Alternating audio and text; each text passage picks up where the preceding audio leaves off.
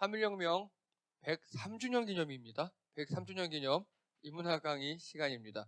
지난주에 했던 거 기억나십니까? 바꿀게. 예, 이제 103주로 바꿀게요. 못 바꿨어요. 예. 지난주에 했던 거 기억나십니까? 지난주? 헌금이었어요. 헌금. 네, 헌금. 예. 자, 오늘은요. 공예회 5번째 시간 성례전이랍니다. 성례전. 성례전이 뭔지 아십니까? 맞아요. 성스러운 건데 뭐 땡. 성스러운 예배 아닙니다. 예, 이따 볼게요. 성례전이 뭔지. 먼저 예배는요, 하나님의 피조물이 하나님께서 원하시는 방법으로 하나님께만 경배하는 것, 구약의 제사 정신, 신약의 회당 형식, 그리고 교회와 예배, 즉 우리 삶의 예배를 열심히 드리다가 그리고 공예배를 통해서 우리가 모여서 은혜 리필하는 수 있도록, 그래서 교회는 은혜 리필하는 곳, 힐링하는 곳, 이런 곳이 되어야 한다라고 말씀드렸습니다. 그리고 교회에서는 교제, 친교, 교육, 실직절, 도움, 공예배가 이루어지고 좋은 교회로 남아있는 게 하나님 나라 확장하는 길입니다. 자, 사도신경은 삼위일체론, 교회론, 구원론이 다 들어있는 나는 믿습니다 구조로 원래 니케아 신조에서 왔고, 이것을 여기가 일치하면 우리 같은 기독교인, 교파, 그리고 여기서 한 개라도 틀리면 이단이다. 그래서 이단과 정통을 가르는 경계가 바로 사도신경이다 라고 말씀을 드렸습니다. 그리고 찬양은요, 원래는 천사들이 하는 거였는데 다음에 이제 직분자들만 하다가 이제는 모두 다 할 수 있는, 하나님께서 기뻐하시는 거고, 그리고 기도는, 공예배의 대표 기도는 대제사장의 기도다라고 말씀드렸고, 그리고 주기도문이 예수님께서 우리가 가르쳐 주신 기도의 모본인데, 자, 하지 말아야 되는 거, 일단은 남에게 보이려고 하지 말아라. 그리고 두 번째, 또 이방인처럼 중언부언하지 말아라. 자, 기도는 누구한테만 드려라? 하나님께만 하는 거다. 남을 의식하실 필요가 없습니다. 그리고 주기도문은요, 처음에 하나님의 영광을 구하는 기도와 우리의 필요를 구하는 기도 두 개가 나와 있고, 아버지 해주세요 라고 나와 있습니다. 그래서 하늘에 계신 우리 아버지, 이게 아버지 해주셔가 되게 중요합니다. 여러분, 다윗은 뭐라고 기도한 줄 아십니까? 여호와 우리 주여, 이렇게 시작했습니다. 다윗은요, 내가 종이었던 거예요. 난 종이고 당신은 주인이고. 근데 예수님 이후로 우리는 하나님이 뭐가 된 거죠? 자녀가 된 거예요. 엄청난 기도예요, 이게. 자, 그리고 지지난주에 이제 봉독이 선포고 설교는 설득이다. 그쵸? 그리고 언젠가 애정쌤이 저한테 묻더라고요. 왜 목사님은 나눔을 안 하세요? 왜냐하면 전 하면 안 돼요. 왜냐? 아마 애정쌤이 억울했나 봐요. 본인만 나누기가. 하지만 저는 나누면 안 되는 이유가, 저는 설교자잖아요. 묵상과 설교를 분리해야 되잖아요, 저는. 그쵸? 묵상은 이걸 통해서 오늘 제게 임한 개인적인 은혜예요. 저도 있어요, 당연히. 근데 그걸 해버리면요, 우리 성도님들께서 이게 설교인지 묵상인지 헷갈리시잖아요. 묵상은 나눠서 너도 그 은혜 받았구나, 좋겠다, 주관적인 거고, 설교는 철저히 객관적이어야 돼요. 그래서 제가 나누지 않는 겁니다. 일부러 안 나누는 거 아니에요. 네. 자, 나왔네요. 설교와 묵상. 설교는 전하는 거, 묵상은 혼자 누리는 거. 그래서 여러분, 묵상을 꼭 하셔야 합니다. 반드시 금토에 꼭 읽어보시고요. 보내주세요, 개인적으로. 예습입니다. 예습. 요거 잘 되시면 개인의 은혜를 크게 누릴 수 있습니다. 그리고 나눔도 적극적으로 동참해 주시고요. 자, 그래서 제가 이거 월화수목금토 이렇게 했습니다. 저도 이대로 하고 있어요. 저는요, 제가 설교한 거 꼭 들어요. 왜냐? 피드백을 해야 되니까. 근데 되게 싫어요. 막 찬양 목소리, 제 설교 목소리, 이제는 그러려니 하고 듣는데 처음에는 막 약간 그랬습니다. 그래서 여러분, 웬만하면 이대로 하셔야 하나님의 뜻을 알 수 있어요. 그래야 기도한 응답받을 수 있어요. 그래야. 이게 안 되면 거의 안 된다고 보시면 됩니다. 자, 그래서 지난주 헌금을 하나님께 드리는 것인가? 결론이 뭡니까? 간접적으로 주의 몸된 교회를 위해 우리가 내는 거다입니다. 원래 구약에선 재물 헌금이 있었는데 이 구약의 재물은 없어졌고 헌금은 신앙생활을 위한 필요 경비였다 등등 얘기했고요. 그래서 재물은 예수님의 십자가 대속으로 한 번에 완벽하게 제사로 완성돼서 더 이상 우리가 하나님께 드리는 재물은 없어졌어요. 그런데 헌금은요, 이제 교회 성전 없어졌죠. 제사장 없어졌죠. 구약에. 신약 시대에는 교회 공동체가 새롭게 시작됐어요. 그리고 여기에 맞는 헌금 방법이 생겨야 합니다. 그래서 신약에 나타난 헌금들을 보면요, 예수님께서 11조를 딱 한 번 말씀하셨는데, 여러분 이때는 시기만 신약이지 아직 구약에 성전도 있고 제사장도 있었어요. 그 신앙 방법은 구약이었다고요. 예수님께서 그렇게 말씀하셨고, 자, 그리고 예수님께서 액수, 공이 몇 개인가가 중요한 게 아니라 가난한 과부 보고 넣는 거 보고 많이 넣었다라고 칭찬하셨고요. 자, 그리고 바울은 니네들 내가 거기 몇 월 며칠에 갈 건데 그때 모금하지 말고 돈 모아놔. 다 내놔. 그래서 내가 가난한 교회 갖다 줄게. 그래서 신약에 나타난 유일한 헌금은 구제헌금입니다. 여러분, 제가 정말 제 소원인데요. 우리가 다른 교회 구제헌금 하는 겁니다. 저희가 올해는 월 50씩 구제헌금 받고 있어요. 다른 큰 교회로부터. 인천도에서도 받고 주한교회에서도 받고 이렇게 받고 있어요. 50만 원 정도. 그리고 저희가 지금 이미 15만 원 정도 선교사님들께 보내고 있어요. 전 이게 꼭 역정되기 바랍니다. 그래서 우리가 좀 든든해져서 개척하는 교회들 힘내시라고 팍팍. 왜냐하면 우리도 7년 동안 받았으니까. 저희도 최소 그 이상은 남에게 나누기 원합니다. 자, 그리고요, 저희 교회는요, 일단 헌금은 자발적이어야 되고요. 액수와, 여러분 제가 미리 말씀드립니다. 헌금 많이 한다고 여러분 돈 많이 벌지 않습니다. 상관관계, 인간관계가 아예 없어요. 여러분이 헌금 1,000만 원 하신다고 하나님이 연봉 1억을 올려주신다? 절대 그렇지 않아요. 절대 그렇지 않아요. 그거 바라시고 하지 마세요. 여러분이 헌금하시는 이유는 하나입니다. 우리 교회가 오래 갔으면 좋겠으면 헌금하십시오. 공동체를 위해서 하는 거예요. 우리 공동체를 위해서. 그리고 하나님께서 직접적으로 드리는 것이 아니라 주님의 몸된 교회를 위해 내는 의무. 카톨릭에서는 교목금이 있다고 했습니다. 자, 그리고 하나님께 너무 감사해요. 그러면 교회 헌금하셔도 됩니다. 또 불이웃 돕기 둘 다 가능합니다. 이거 하셔도 됩니다. 자, 그리고 교회의 필요에 따라 결의할 수 있다. 저희 탈북 청소년 도와줬던 거 그거 다 끝났습니다. 이제 작년부로. 우리 교회 사대절기, 창립, 부활, 맥주, 종교 이렇게 있다라고 지난주에 여기가 끝이었어요. 자, 이제 오늘은 성례전입니다. 성례전이 무엇입니까? 이 성례전은요, 성찬과 세례입니다. 두 개밖에 없어요.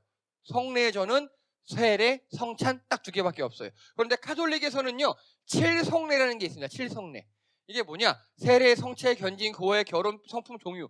세례는 다 알고요. 성체는 뭐냐면 이게 성찬이에요. 그냥 성찬. 성찬이고, 견진이라는 건 뭐냐면요, 우리말로 하면 입교 같은 거예요. 유아 세례를 받았어요. 근데 성인이 돼서 이제 너 정말 예수님 믿어? 하고 그 믿음을 복돋아두기 위한 일종의 학습 같은 거. 우리말로 하면 입교랑 비슷합니다. 그리고 고해는 다 아시죠? 여기는 자기의 일주일 동안 죄진 거를 카톨릭은 사제한테 다 얘기해야 돼요. 얼마나 좋아. 저 너무 부러워요. 여러분 생각해 보십시오. 여러분이 일주일 동안 죄진 거를 저한테 1대1로 다 얘기해야 돼요. 그러면 저는 어떻게 될까요? 여러분에 대한 막강한 권력을 가질 겁니다. 그쵸? 네. 이건 부러워요, 이거는. 네. 그러면 이럴 때 누가 지각해요. 너희 시대가, 니 털면 너. 그렇죠. 여기는 죄를 이렇게 신부에게 고백해요. 신부를 통해 하나님께 나갈 수 있다고 생각해요. 여러분, 우리는 고해성사를 어떻게 합니까? 여러분이 각자 하나님께 하시면 돼요. 하나님께. 그리고 결혼성사도 있어요. 결혼성사. 결혼이 아예 카톨릭의 하나의 성례예요. 그래서 여기는 미혼이면 혼납니다. 네. 저 독신이에요. 그럼 데려다가 신부가 야 죽을래? 결혼 안 해? 이렇게 합니다. 왜냐? 7성례이기 때문에. 그래서 프란체스코 교황도 아이를 기르는 대신 동물을 기르는 건 하나님 뜻이 아니다라고 엊그제 얘기했습니다. 거긴 그래요. 거기는. 네. 자, 그리고 성품. 이 성품은 뭐냐? 간단하게 안수받는 거예요. 우리말로 하면. 안수받는 거. 그리고 종유. 임종 예배. 이렇게 7개가 있어요. 카톨릭에서는. 되게 중요시 여기고 꼭 해야 돼요. 그런데 문제가 뭐냐? 이게 에라가 나기 시작합니다. 변질이 돼요. 솔직히 이 정도만 보면요, 고해 빼놓고 나머지는 나쁘지 않아요. 고해도 상담이라 생각하고 하면 좋을 수 있어요. 근데 하나마다 뭐가 들어갈까요? 돈이 들어가기 시작합니다. 예를 들어 성도 카톨릭 시대에 여러분 중에 부모님이나 친구 중에 누가 안 믿고 돌아가실 것 같아요. 그러면 지옥 가거든요. 그 당시 생각에는 얼른 신부를 불러요. 이 임종 예배 종유 성사 해달라고. 맨 입에 절대 안 해주죠. 아니 지금까지 교회를 다닌 것도 아니고 제가 어떻게 합니까? 하다가 쑥 봉투가 들어와요. 그 당시 느낌으로. 그러면 하나님의 은혜가 이곳에 임했습니다 하고 해줘요. 는 몰라요. 네. 지금은 그랬다면 안 되겠지만 뭐 어쨌든 이런 느낌이에요 다. 그래서 루터가 칼빈이 다 없애버렸습니다 이거. 그리고 예수님께서 실제 성경에 있는 거 있죠. 본을 보이시거나 직접 만드신 세례와 성찬 딱 두 개만 남겨놨습니다. 이해되시죠 이제? 예. 그래서 우리는 세례와 성찬만이 성례전입니다. 이 성례전이라는 소리는 이게 예배에 들어온다는 소리예요. 예배. 그래서 우리 보세요. 우리 처음에 온라인 예배나 이렇게 PPT 보면은 제일 앞에 찬양 예식이라고 있죠. 찬양 예식, 그다음에 기도 예식, 말씀 예식 이렇게 나와요. 그게 바로 예전이라는 소리예요. 그리고 저희도 옛날에는 이게 모여서 예배 드릴 때는 그 다음에 성례전, 세례 예식, 성찬 예식이 있었어요. 근데 지금 모이지 못하니까 또 세례와 성찬이 밀접촉을 해야 되니까 지금은 코로나 때문에 못하고 있습니다. 자, 그래서 먼저 세례 혹은 침례에 대해서 알아보겠습니다. 신구약 중간기 에세네파 입교 의식이에요. 이게 뭔 소리냐? 신약과 구약의 중간이 한 500년 있었어요. 그때 생긴 거예요. 즉 구약에 세례가 없어요. 구약에. 근데 갑자기 예수님 때 직전에 세례 요한이 세례를 베풀고 막 요단강물에다 사람들 담궜다 뺐다 이러고 있어요. 사람들이 다 받으러 와요. 그 세례 요한이 바로 에세네파였어요. 에세네파. 그런데 세례 요한에 의해 대중화됐고요. 예수님도 받으셨어요. 이게 중요합니다. 예수님도 세례를 받으셨어요. 예수님도. 그러면서 예수님도 세례를 받으시면서 이제 그 후에 공생애가 시작됩니다. 예수님으로서의 사역이. 그래서 천주교에서는요. 과거에는 세례를 받아야 구원받는다고 생각했어요. 세례를 받아야. 우리는 어떻습니까? 세례와 구원과의 관계. 세례를 받지 않아도 구원은 믿음으로 받는 거예요. 그럼 세례는 무엇입니까? 세례는 흐르는 물에 몸을 전체를 담궈서 죄를 씻고 새로 태어난다는 의미를 보여주는 의식이에요. 상징. 이해되십니까? 반드시 세례는 그래서 옛날에는 흐르는 물에 몸을 뺐어요. 이스라엘 사람들에게 물이란 죽음이거든요. 그래서 물에다 담갔다 뺨으로 넌 죽었다 살아났다. 즉 예수님 믿고 거듭났다 그 소리예요. 그거를 보여주는 거예요. 자, 여러분 물이 무서우신 분 있으십니까? 수영 못하시는 분? 제가 아는 분도 그래서 샤워도 얼굴에 못 드는 분도 있었어요. 진짜로요. 근데 이스라엘 사람들의 물에 대한 공포는 엄청납니다. 우리보다 훨씬 더 커요. 우리 옛날에 뭐 호암 마마가 무섭다 그랬잖아요. 우리 과거에는 그 이상이었어요. 이스라엘 사람들에게. 그 물에 담궜다 뺀다는 거는 죽었다 살아난다는 소리예요. 우리 느낌에 만약에 세례를 복원한다면 매장했다가 꺼내면 될 것 같아요. 네. 아니면 관뚜껑에 못질 했다가 더 빼든가 그런 느낌이 될 것 같아요. 이해되시죠? 이렇게 하니까 약간 느낌이 오시죠? 예. 여러분 관뚜껑에 넣고 못질 했다가 좋은데 한번 해볼까요 이거? 네. 네.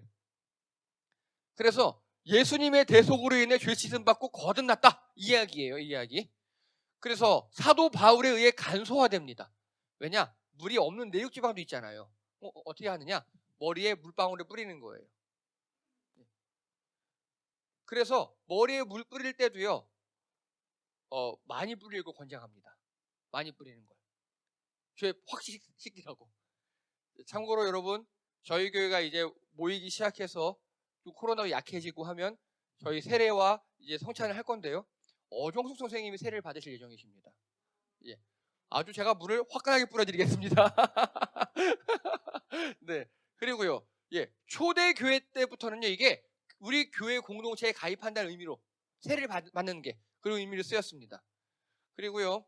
의식 진행은 개인이 아닌 공동체의 대표로서 이게 무슨 소리냐? 당연히 저희 교회에서는 제가 세례를 합니다. 세례를 줍니다. 그런데 이거 손지서 개인 목사가 주는 게 아니라요.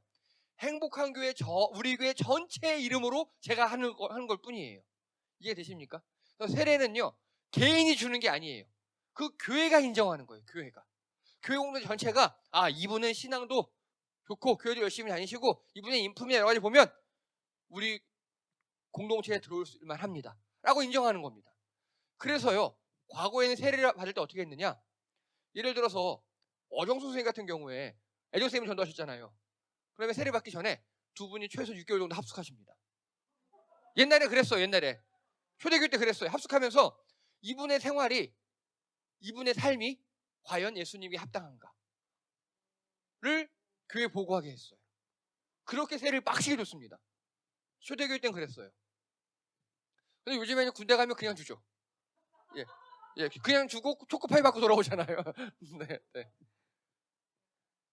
자, 그리고요, 세례 전의 믿음 여부와 하도 신경에 주는 교회, 이거를 같이 그 전도한 사람 6개월간 합숙하면서 믿음이 있는지 다 확인하는 거예요. 그래서 옛날 교회나 이렇게 다른 교회에서는 세례 학습이라 그래서 공부시켰어요. 지금 저희가 이거 하는 거 있잖아요. 교회에 대해서, 공예부에 대해서. 이거 오늘 10번째 시간이거든요. 이게 바로 그 일환으로 하는 겁니다.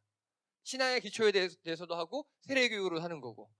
자, 그리고 공동의회 회원권을 획득합니다. 즉 우리 교회 일원으로서 이제 투표할 수 있어요. 이제 간단하게 나라로 치자면 드디어 시민권 딴 거예요. 이제 이게 세례입니다. 그리고요, 요게 뭐냐? 요게 세례소예요. 세례소. 딱 무덤처럼 생겼죠. 평평한 대리석 바닥인데 푹 꺼져 있고 함정처럼 꺼져 있잖아요. 이게 세례소예요. 과거 어느 성당의 세례소예요. 여기 물을 채워 넣고 쭉쭉 여기 안에 신부가 들어가 있으면 이 안으로 계단으로 걸어 내려가는데 그 안에 물이 차 있는 거예요. 자, 이 세례소가 어디 있다고요? 성당 안에 있어요. 요즘 말로 할게요. 좀 큰 교회를 가면요, 이렇게 앞에 강당 있고요, 옆에 성가대실 있고 막 있잖아요. 그렇게 앞에 강당 옆에 세례소가 있어요. 그 목사가 막 설교하고 세례 시작합니다. 여기 가면은 여기 세례 받는 거예요. 그런데 이게 참 좋은 전통이 아름다운 전통이잖아요. 이것도 변질이 됩니다. 세례소 물이 내 죄를 씻는다. 그리고 천주교 같은 경우는 세례를 받아야 구원받는다고 했잖아요. 이 물이 내 죄를 씻는 거잖아요. 얼마나 거룩해. 이 물을 팔기 시작합니다. 한 잔에 얼마. 참 그들의 그 마인드는 본받아야 해요. 모든 걸 수익 사업화하는. 그래서 언젠가부터 이 세례소에 철장 같은 걸 쳐놓고 뚜껑을 덮어놓기 시작합니다. 관리를 합니다. 생각해보세요, 여러분. 수많은 사람들이 여기 세례 받을 때는요, 옷을 다 벗고 가운 같은 거 이렇게 몇 개 입고 들어가요. 그렇게 수많은 사람들이 왔다 갔다 한 물을 거룩한 물이라고 떠서 팔고 있어요. 그렇죠. 그렇게 생각할 수 있잖아요. 근데 그거를 거룩한 물이라고 한 잔에 얼마. 이런 사업 마인드를 본받아야 합니다, 여러분. 그렇게 타락을 하기 시작합니다.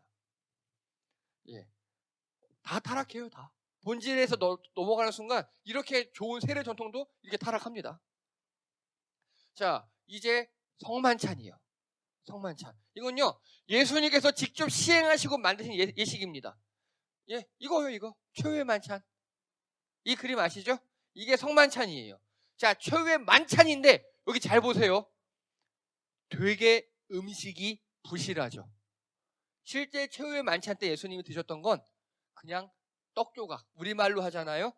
그냥 메밀전병 같은 거, 딱딱 부러지는 거, 그거 하나였어요. 포도주, 딱 끝. 만약에 예수님이 우리나라에 오셨다, 성만찬을 뭘로 하셨을까요? 보리개떡이나 쑥개떡이나 막걸리를 하셨을 거예요. 딱 그 느낌이에요. 아까 세례가 관뚜껑에 못 박았다 빼는 거라면 성만찬은 예수님께서 제자들하고 마지막으로 막걸리에 떡개떡 같은 거 나눠 먹으면서 하는 그런 소소한 의식이었어요.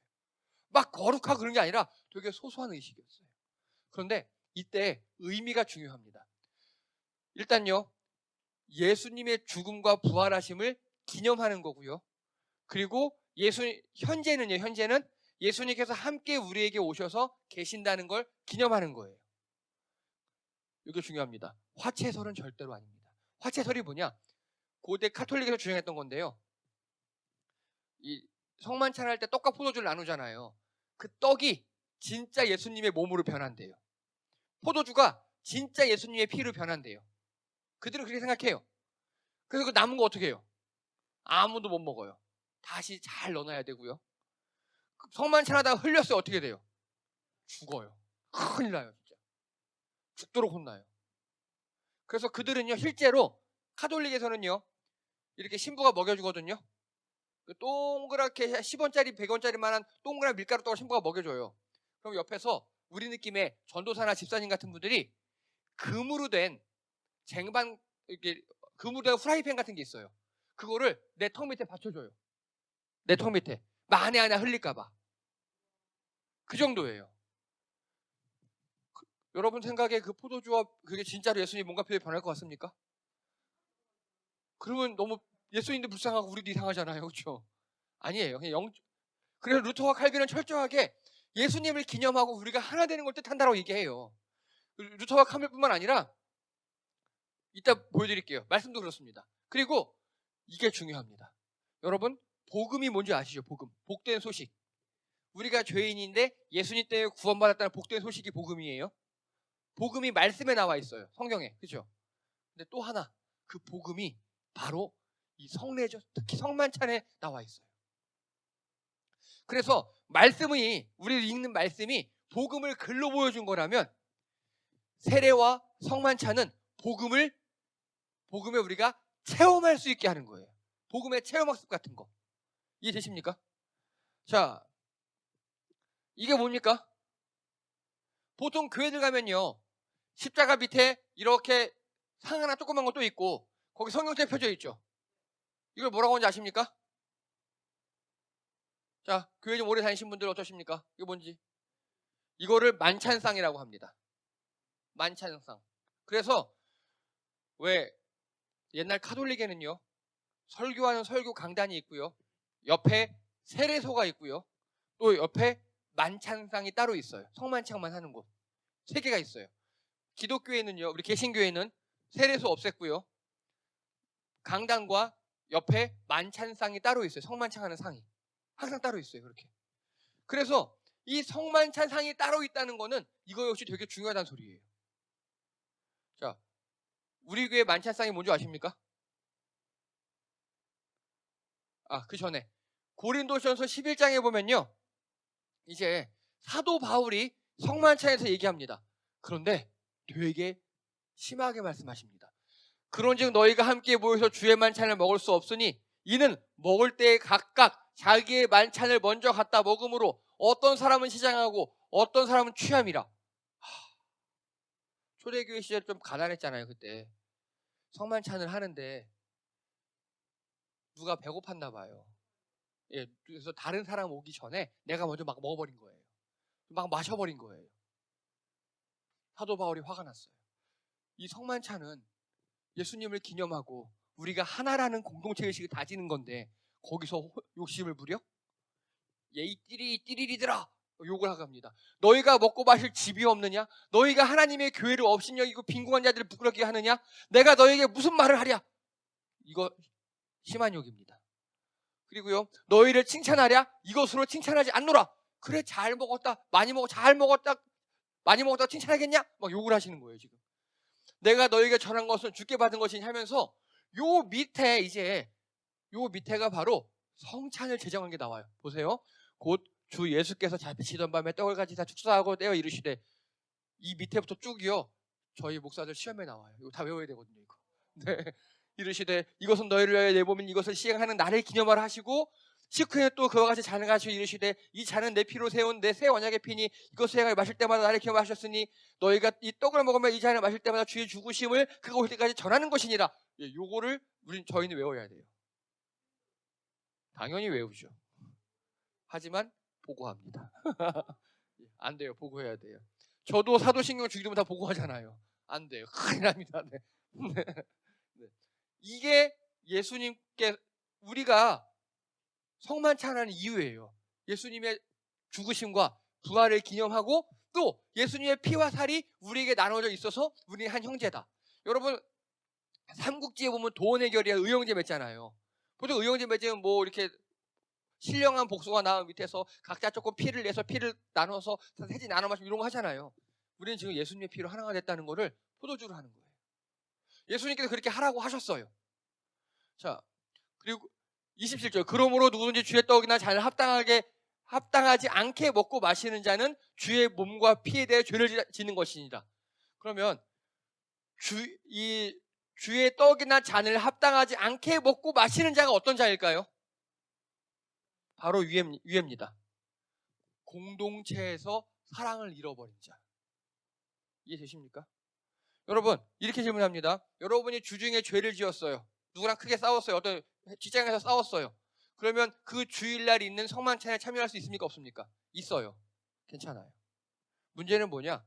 우리 공동체성을 해치는 자는 거기에 참여할 수 없다는 겁니다. 이해가 되십니까? 무슨 말인지? 성만찬은 철저히 공동체 의식이에요. 그리고 예수님의 피로 우리가 하나 됐다.